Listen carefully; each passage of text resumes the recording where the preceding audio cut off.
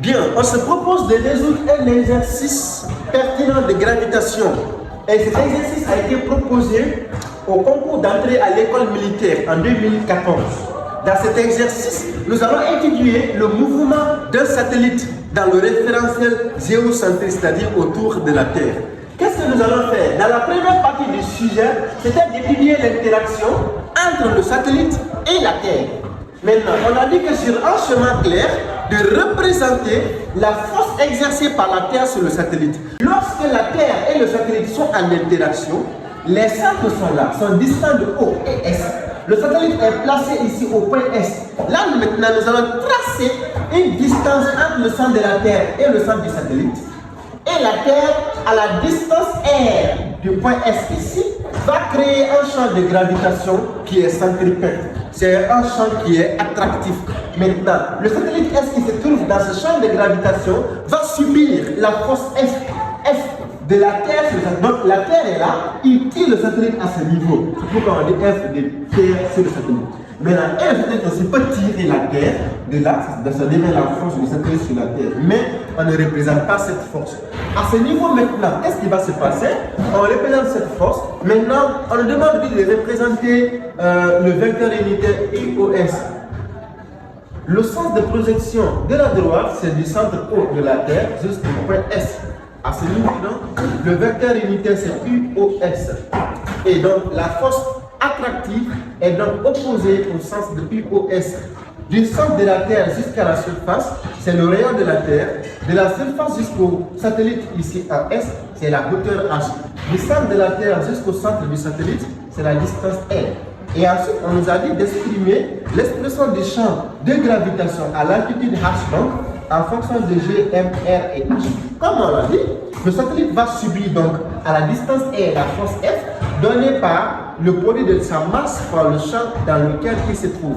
Mais d'après la loi de Newton, il y a une interaction constante entre le satellite ici et la Terre. Du coup, cette force est donnée par la force du satellite sur la Terre égale à la constante de gravitation d'après la loi de Newton fois la masse de la Terre, la masse du satellite sur R au carré.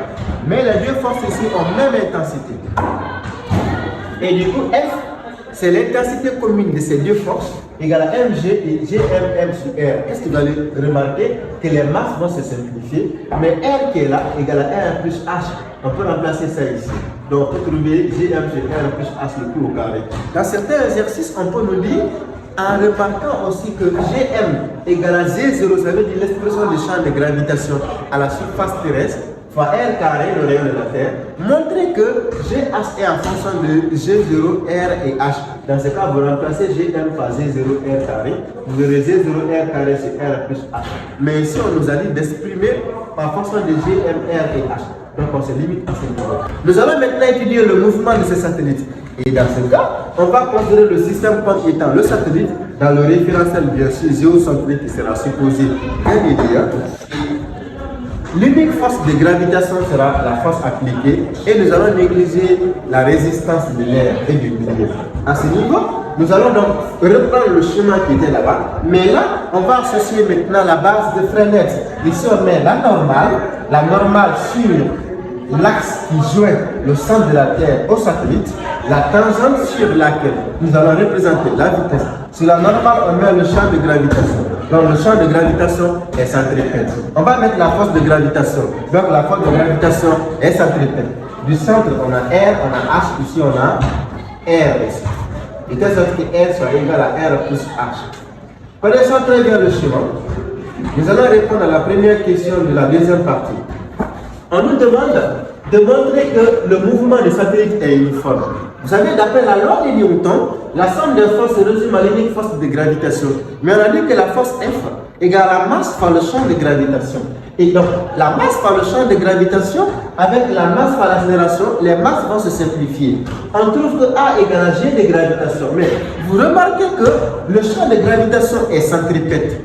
Ça veut dire que c'est situé sur la normale. Donc, A aussi égale à G. Ça veut dire que A également est situé sur la normale.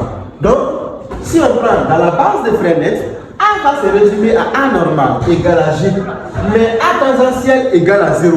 Puisque A se résume uniquement à A normal.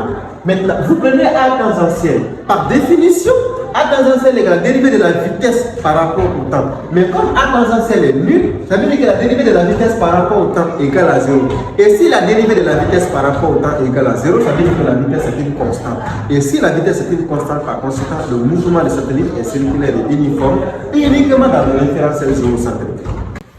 On peut retrouver ce résultat par étude énergétique. Puis applique ici le texte, la variation de l'énergie égale à la somme des travaux d'air force. La variation de l'énergie cinétique se résume à l'énergie des satellites.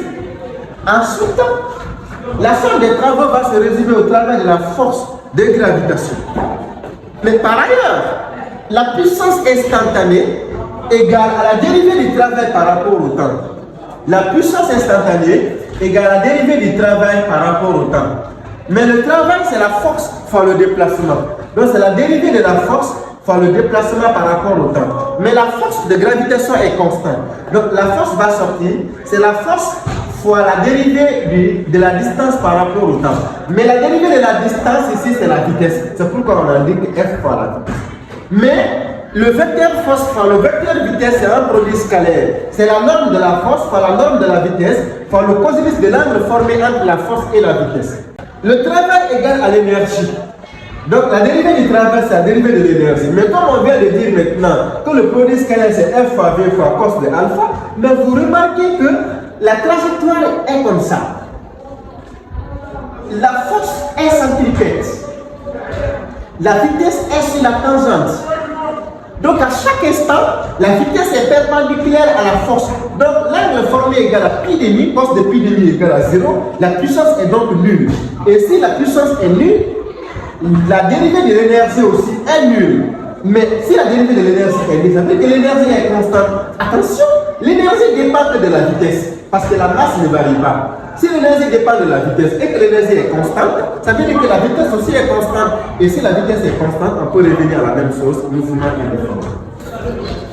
Après, on nous demande d'exprimer la vitesse du satellite en fonction de G, M, R et H. Là, on vient de dire que le mouvement du satellite est uniforme. Là, vous prenez que l'accélération, elle est centripète, égale à V carré sur R, donc égale à V carré sur R plus H. Mais l'accélération, on avait démontré là-bas, égale à G, mais G égale à GM sur R plus H. Tu peux égaler les deux expressions.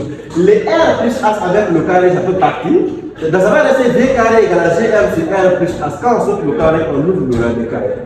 On peut faire aussi la même chose pour la période.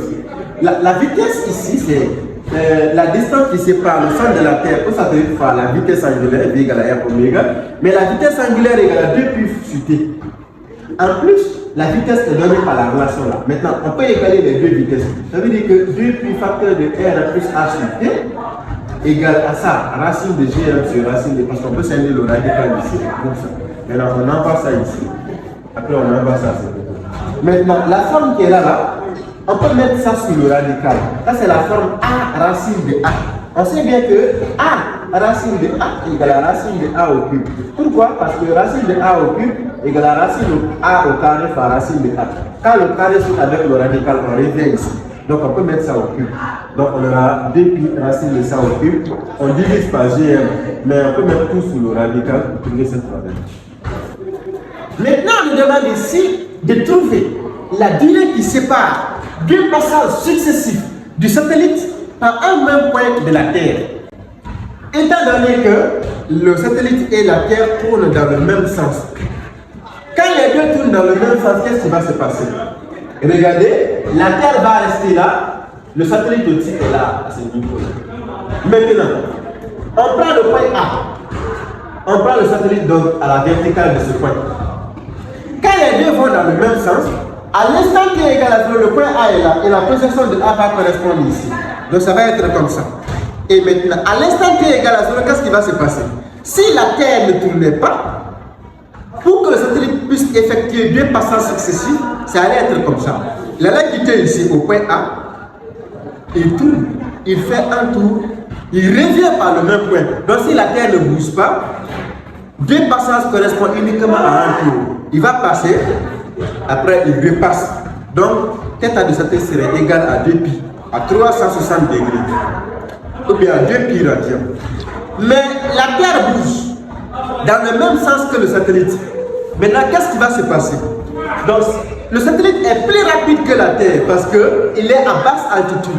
Et du coup, il faut commencer le mouvement comme ça, à ce niveau. Quand il bouge seulement au même moment, la Terre tourne, lui aussi il tourne, mais il est plus rapide que la Terre, donc il va dépasser la Terre. Mais la Terre était là, la Terre est là maintenant, lui il est ici. Il tourne, il est là, la Terre est là. Il repasse par le même point, donc il a fait un tour. Mais la Terre n'a pas encore fait un tour. Mais la Terre n'a pas encore fait un tour. Donc il continue son mouvement. Et rattrape la Terre sur son chemin.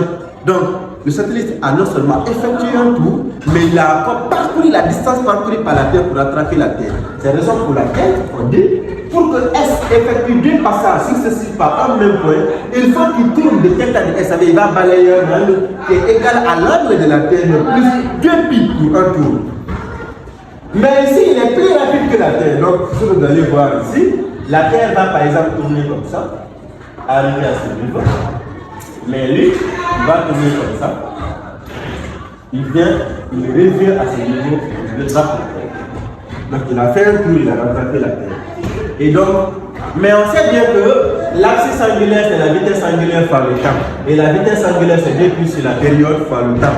Maintenant, pour le satellite, c'est 2 pi sur la période du satellite. Pour la Terre, 2 pi sur la période de la Terre. On va noter par T0 la période de la Terre, qui est 24 heures.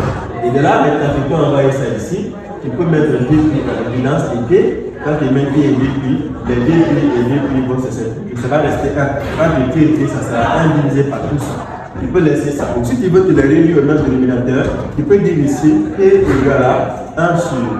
Là, tu auras T0 moins T du satellite sur T du satellite fois ici T0. Quand on monte ça, on tombe ici à ce niveau.